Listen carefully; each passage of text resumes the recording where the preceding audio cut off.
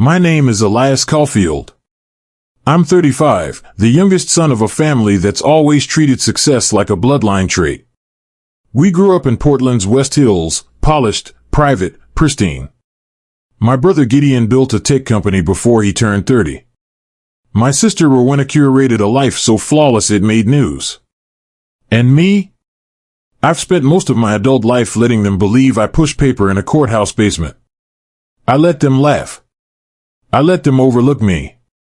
Because telling them the truth about what I really do would have shattered the story they love about who matters most in this family. I thought I could live with that silence. But then came the engagement party and Rowena's fiancé looked me in the eye like he'd seen a ghost.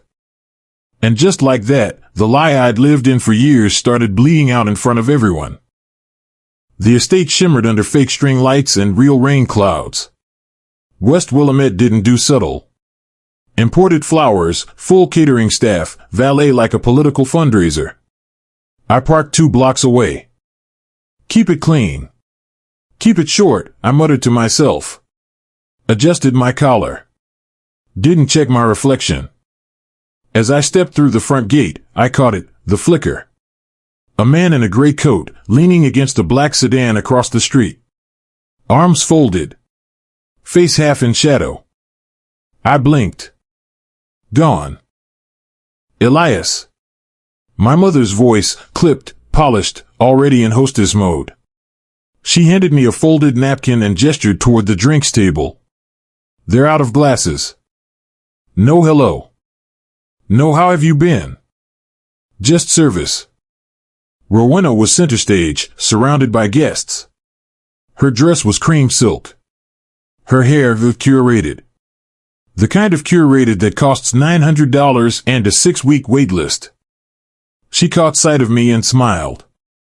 The wrong kind of smile. You're late, she said, pulling me in with an air kiss. Did the courthouse finally let you off phone duty? Someone laughed behind me. I didn't turn to see who. Rowena clinked her glass. Loud enough to silence the string quartet. Everyone. Before dinner, I want you to meet my little brother, Elias. He works at the courthouse. Very important job, keeps all the filing cabinets in line. Laughter. Not cruel. Worse, dismissive. To order is to control, someone quipped. I smiled. A good, clean smile. The kind that doesn't crack the mask. Then I saw him. Arden Vale. Fiancé. Tailored in charcoal. Smile careful. Eyes unreadable. Until they locked on mine. And didn't move. He approached later. Slow steps. No drink in hand. You said courthouse, he started. Which one? I tilted my head. Downtown. County level. His brows lifted. Multnomah? I nodded. His fingers twitched. Have we met before? Possibly. My voice was flat. Hard to say. A pause. Too long. He opened his mouth again, but someone called his name from the dance floor. Cut. The crowd shifted. Dinner was being announced. Candlelight, long tables, white napkins folded like cranes. I was seated near the end. Not out of spite. Out of habit. A server brushed past, dropped a folded note on my plate like a misdelivered dessert. I opened it under the table. They know what you did. Get out now. No signature. My chest tightened. My eyes scanned the table. Gideon was telling a story about burning pitch decks. Rowena was fake laughing. Arden was watching me. Still. I stood. Headed toward the hall. Bathroom. Locked the door. Sink on. Not for my hands. For cover. Pulled out my phone. No new messages. Pulled out the note again. New handwriting. New threat. The mirror caught movement behind me. I spun. Empty. Still locked. No windows. Breath shallow. Hands shaking. You're not just admin, are you? Arden whispered as Elias passed. His voice was flat. But his hands were shaking. The mirror stayed fogged. I wiped it once. My own face looked like it was dissolving. Behind me, still nothing. But something had shifted. The air had weight. My pulse wasn't just fast, it was loud. Like footsteps behind drywall. I left the bathroom. Didn't speak. Didn't smile. Rowena's voice was rising somewhere near the dining hall. Arden wasn't with her. I cut through the back corridor. Dim lights. Staff voices murmuring in Spanish behind the swinging kitchen doors. I pushed outside. Cool air. Slick stone steps. The river was somewhere past the hedge line, but I couldn't hear water. Only wind and the distant hum of electric generators. He was there. Arden. Phone to his ear. Back turned. No, he wasn't supposed to be here. She said he wasn't a risk. Pause. I don't care if he presided. If he talks, it's not just valiant that burns. Click. He turned. I didn't flinch. You're not admin, he said, voice flat. No. How long have you been a judge? I didn't answer. He laughed once. Not amusement or panic. You remember the Henriksen trial? I do. I testified. Twice. You denied our suppression motion. Cost us millions. I stepped forward. Just enough to make him shift weight. And? He held up a hand. I don't want a scene. Then lower your voice. Another laugh. I should have known when you said county level. Nobody says that unless they're hiding something. A flicker of motion behind him. Someone inside watching through the glass door. A silhouette. Thin. Probably Rowena. I stepped back. I don't know what game she's playing, he added, but if you blow this up tonight, you'll make enemies in places you didn't even know existed. She already blew it up, I said. I just showed up. He held out his phone. Screen unlocked. A file queued. Video. Courtroom audio. My voice. That's inadmissible, strike it. Edited. Chopped. Twisted. You leak this, I said, and I go to war. He leaned closer. You're already in it. You just didn't know you were a piece. Click. Someone was behind me now. I turned. Juno. Black leather coat. No smile. What are you doing here? I asked. She tilted her head. Nice to see you too. I didn't invite you. Didn't need to. Your name's trending. She showed me her phone. Headline, Multnomah judge tied to corporate bias in Valiant case. I looked back at Arden. He smiled, small. Controlled. Like he'd already written the script. You did this? I asked. I kept the clip safe. Someone else pushed it. Who? He didn't answer. Didn't need to. I knew. Inside, music swelled. The playlist had changed. Strings gave way to low ambient synths.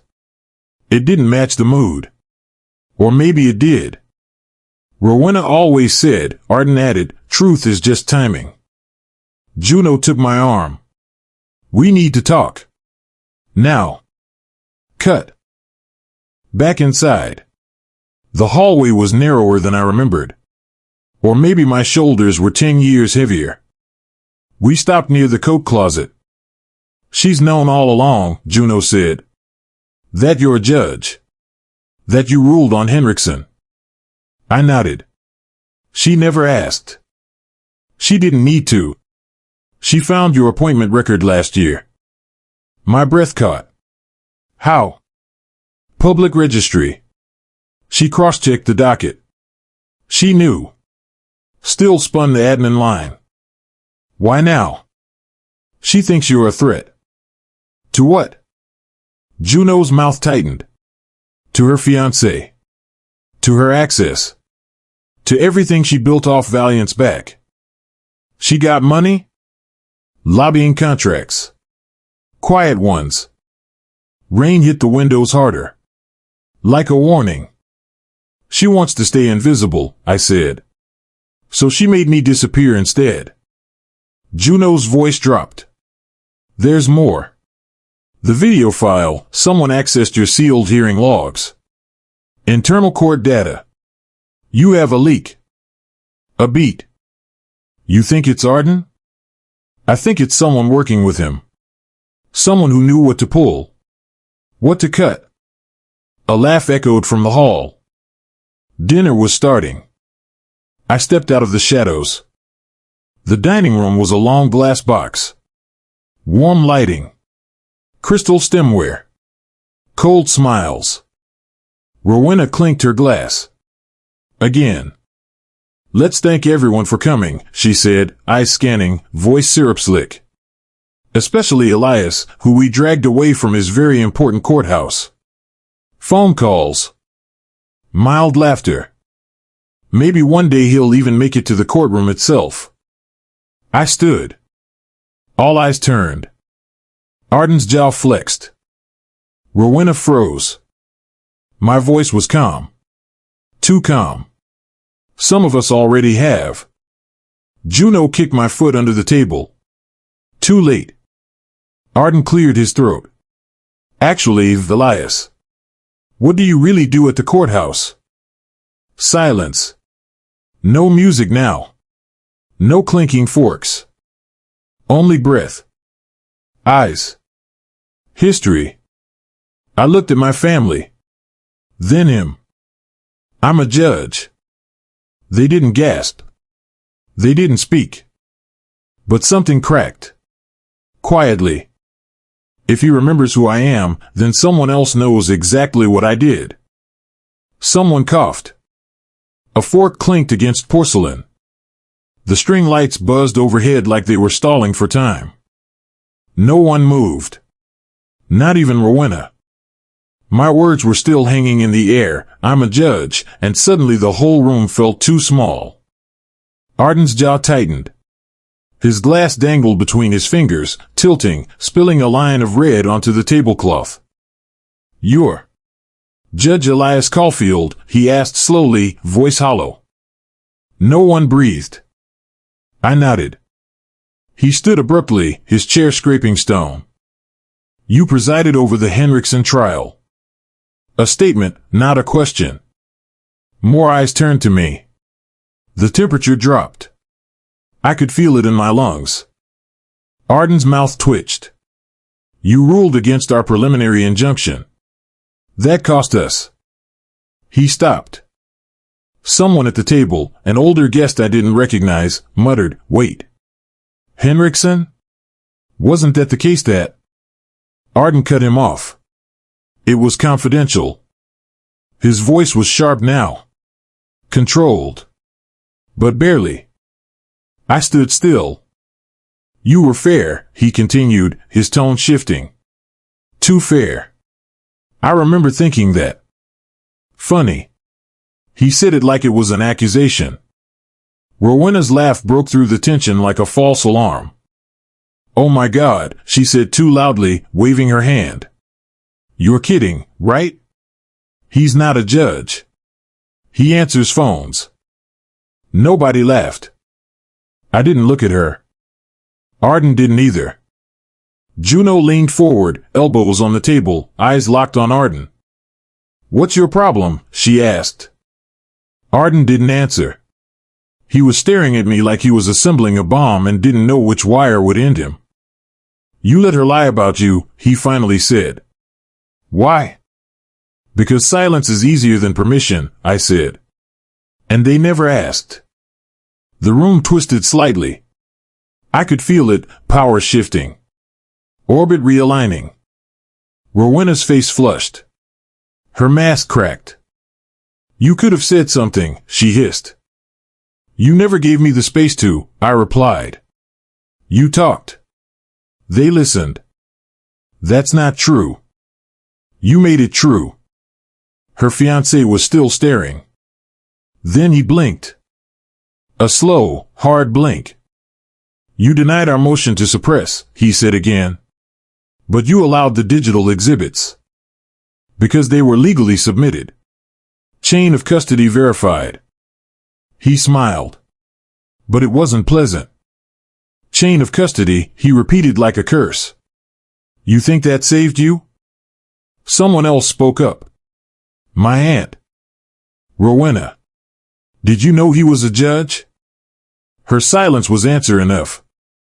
Juno pushed her chair back. Okay, she said quietly, we're done pretending. She pulled out her phone, tapped twice, and placed it on the table. An audio file started to play. My voice. Clean. Sharp. If Valiant Biocorp refuses to comply with full disclosure, I will have no choice but to escalate this to a federal review. You will lose your protections. Gasps now. Real ones. Arden lunged forward and shut the phone off. That's sealed testimony, he said sharply. Illegally obtained. Funny how truth always becomes illegal when it's inconvenient, Juno replied. Rowena stood. This is my engagement dinner. Not anymore, I said. Her face collapsed inwards. You always find a way to ruin things, she whispered. No, I said. I just stopped letting you rewrite the script. Get out, she snapped. Make me. She didn't move.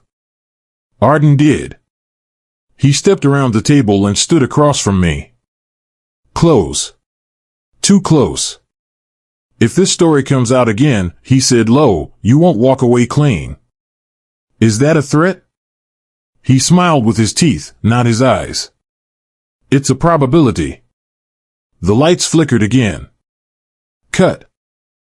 15 minutes later, I was outside. Rain now. Thin, cold. Juno handed me a towel from her bag. You okay? No. Good. That means you're still human. I exhaled. He remembers who I am. She nodded. Then he knows what I buried in that case. The rain sharpened.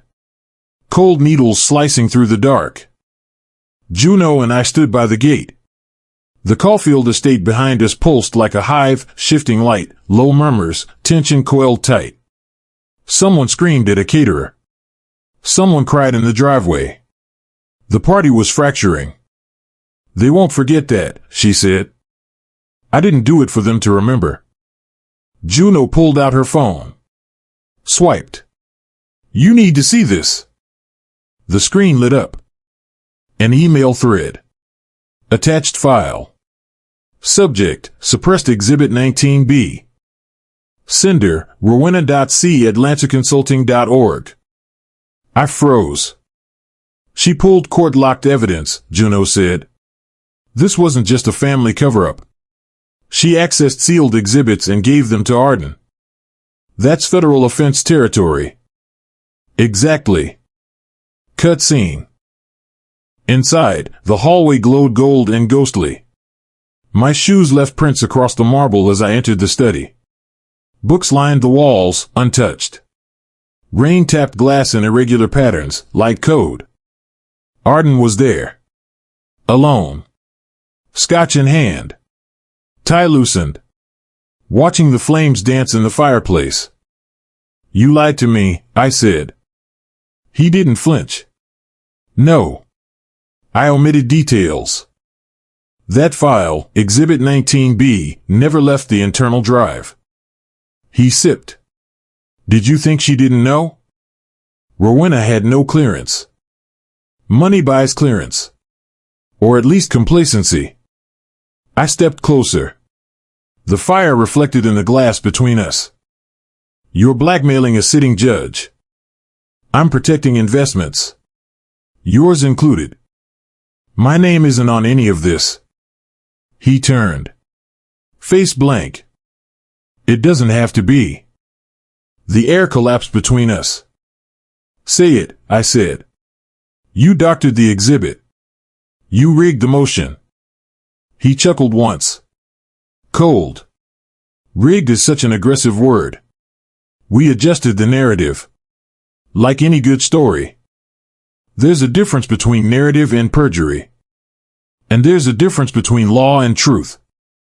Cut. Juno reappeared at the doorway. Her voice was flat. We have a problem. She tossed a printout on the desk. Black barcodes. Timestamps. One line glared in bold. Access log, presiding judge's chamber audio, flagged for extraction. User, N. Yates. I stared at the name. Nelson Yates? He's been in the clerk's office since I got appointed. He took a payday. Someone fed him Rowena's credentials. He pulled the wrong file. That's where the audio leak came from. Why now? Because you were never supposed to show up tonight. A beat. My lungs stopped halfway through a breath. Arden stood.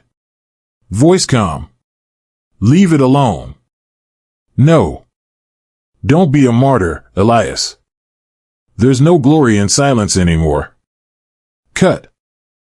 Dining hall. Half empty now. Plates untouched. Guests pretending not to panic. Rowena was holding court in the corner. Her voice sharper. Her eyes glossy. My parents stood beside her, silent, pale. I walked straight to her. You leaked Exhibit 19B. She blinked. I don't know what that is. Stop. You want to ruin this night? You ruined your own life the second you sold that data. Her voice dropped. You were always the golden one, Elias. I got tired of hiding under your shadow. You didn't hide. You erased me. Her hand trembled. And now Arden's falling apart, I added. Because he knows you're not just complicit. You're the origin. You can't prove that. I stepped closer. I don't have to. A crack of thunder. Every head turned. The power flickered.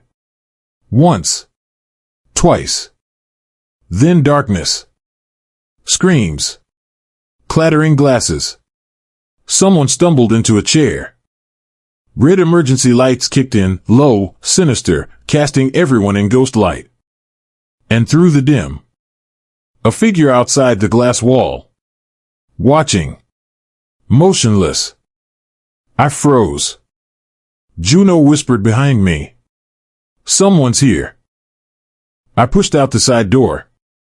Rain hammered down. No one. Only a boot print in the mud. Deep. Recent. Then, headlights flared on. A black SUV across the lawn. Engine humming. Windows tinted. Idling. Not moving. Not leaving. My chest locked. I stepped back inside. Wet. Shaking. Mud on marble. The SUV was still outside. They don't make moves like that unless they're already in motion. He's not bluffing. That file, if it leaks, you're finished. The power came back with a snap. The chandelier flickered. Half the guests had already fled. Those who stayed weren't here for cake anymore. Juno and I moved fast.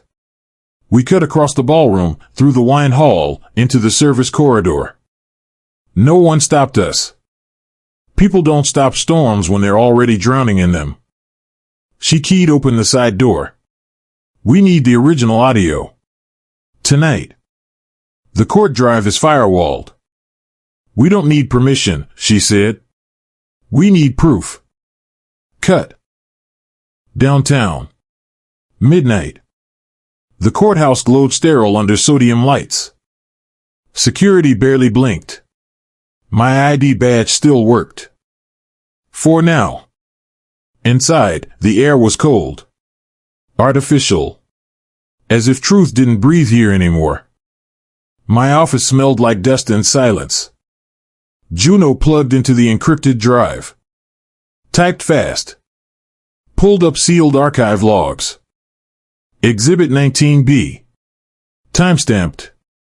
Accessed by Nelson Yates. 3 weeks ago. At 2:16 a.m. She exhaled. He made a local copy. The original's still here. Untouched. Download it. The screen glitched once. Then the file played. My voice. Unedited. No, counsel. The motion is denied.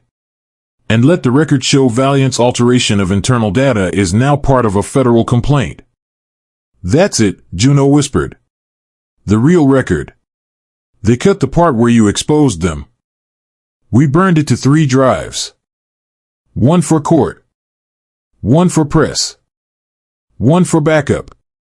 Then the alarms changed. Not loud. Not flashing. Just different. A low buzz in the floor. Like something waking up. I looked at the screen. New login attempt, external access override requested. What the hell? Someone's trying to wipe the drive remotely, Juno said. From outside the firewall. She pulled the thumb drive. I killed the connection. And then. The hallway lights cut. We ran. Out the service door. Down the back stairwell. Into the parking garage. Breath tight. Palms sweating. A black SUV pulled in from the lower ramp. I froze. Same one. Same angle. Same hum. Headlights pinned us like suspects. Juno grabbed my wrist. Move. We ducked between cars. Someone inside has credentials, I said. They knew the file location. They knew Yates' window. They've had this planned for months. They're cleaning up loose ends. Cut. I drove. Fast. No music. No talking. The city blurred past. Traffic lights bled red across the windshield. They tried to erase me, I said. Not just my job, my record. My rulings. My credibility. Because if you speak, Juno said, the case reopens. And if the case reopens, Valiant loses everything. And Rowena goes with them. We pulled up outside her condo. 5th floor. Gated. Too clean. Juno handed me the backup drive. Go up, she said. Confront her. I'll stay down here. If you're not out in 10, I call Ortega. Why him? Because he still owes me favors. The elevator ride was silent. Except for my heartbeat. I knocked once. Twice. Rowena opened the door in her robe. No makeup. Bare feet. Her eyes were already red. You shouldn't be here, she said. You leaked Exhibit 19B. She didn't deny it. You accessed sealed chambers audio, I continued. You had Yates pull files with your credentials. Her voice cracked. I didn't want to disappear. Not again. You always took up all the air. You sold evidence. I didn't sell it. Arden did. But you let him. She sat down. I wanted a seat at the table, she whispered. They only ever gave me a napkin. I slid the flash drive onto the coffee table. You just bought a federal charge. She looked at it. Then me. You're going to expose me? No, I said. You're going to confess. Her laugh was sharp. Ugly. You think you're the hero in this? I stared at her. No. I'm just the one who finally stopped playing dead. She wiped her cheek. You don't get to be noble, she said. You buried something too. I buried it to protect the court, not to profit off it. The windows rattled. Outside, the SUV was parked again. But now the engine was off. No lights. Waiting. They don't want the truth, I muttered, gripping the wheel. They want a judge's head. And mine's already on the table. The city was quiet at dawn. Windows gleamed cold. Street lamps still hummed. I sat in the driver's seat, the courthouse steps ahead. No music. Just the engine's heartbeat fading. The flash drive lay on the passenger seat, heavy with truth. A whisper pushed through my mind. We march toward justice even when it threatens our own shadows. That thought didn't ease anything. I stepped out. My shoes made a hollow sound on concrete. Inside, the lobby was empty. Security cameras blinked like unseen eyes. I waved my badge at the desk clerk, usual protocol, but nobody looked up. I walked to the elevators. Floor numbers glowed. No sound except my breath. 4th floor. Click. Door opened. The ethics division office was sterile. Clean. Too clean. My file was already pulled up on the screen. Juno's voice crackled through the speaker. We're live in 5. My heart didn't wait. A prosecutor stepped in. Dark suit. Hard eyes. Tall silhouette. Judge Caulfield, she said. Please. Not in court. She smiled thin. Federal inquiry.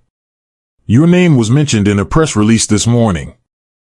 Still fresh. Still burning. I didn't flinch. Stand.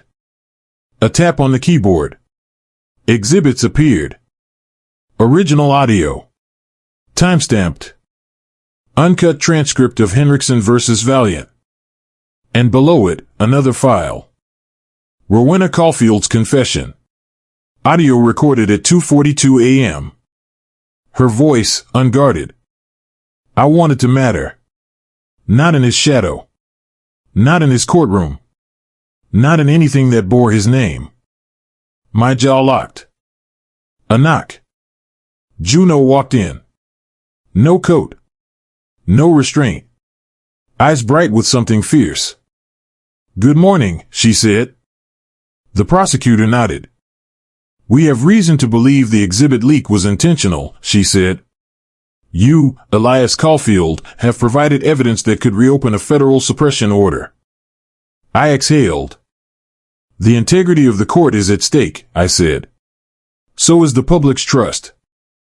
One of the clerks whispered, truth is a double-edged sword. A phrase I didn't expect, but it fit. Cameras flashed, catching every blink, every shift. We were no longer alone. The doors opened again. Rowena was escorted in, her wrists loose at her sides. Not cuffed, but not free. Her eyes met mine, wide, raw. Regret? Fear? Something between. She looked small. Human. Elias, she said. Voice thin. I didn't mean. Meaning doesn't undo consequences, I replied. The prosecutor nodded toward her. That's why we have you here, she said. A slow charge filled the room, the sound of accountability. Outside, reporters gathered like vultures. Cameras. Phones. The courthouse steps were lined with them. I stepped forward. Flash after flash. I breathed in cold morning air. There is a truth we fear because it reveals us. There is justice we seek because it defines us. A reporter asked, Judge Caulfield, will this end your career? I didn't answer. Instead, I thought of something Juno said earlier. Courage isn't absence of fear. It's showing up anyway. I looked back at Rowena as she was led away. Not with triumph. Not with malice. With understanding that some wounds only heal when exposed to light. The prosecutor placed a secure envelope in my hand, case files, motion paperwork, statements. Archival evidence that would correct the record, not erase it. I stepped down the courthouse steps. The crowd parted. No cheers. No silence. Just presence. Beyond the courthouse, the sun broke through a thin layer of clouds. Nothing dramatic. Nothing cinematic. Just real. I slid the files into my briefcase. Juno stood beside me. No words. Just steady posture. I exhaled, slow. Thank you, I said. She nodded. You did what needed doing. I knew the cost. But also the price of truth. A clerk approached with a new offer, an appointment on the Federal Ethics Advisory Board. Quiet influence. Not power. Purpose. I took it. Because justice isn't a throne. It's a compass. I walked away from the courthouse. Not lighter. Not unscarred. Just honest. Rowena's situation would unfold in legal process. She would answer for her choices. And somewhere between accountability and redemption lay the chance for something new. I looked up at the sky. Blue melting into dawn. She mocked me to silence me, I thought. But truth refuses to stay buried, not when someone is willing to dig with their own hands. And with that, I stepped into the morning.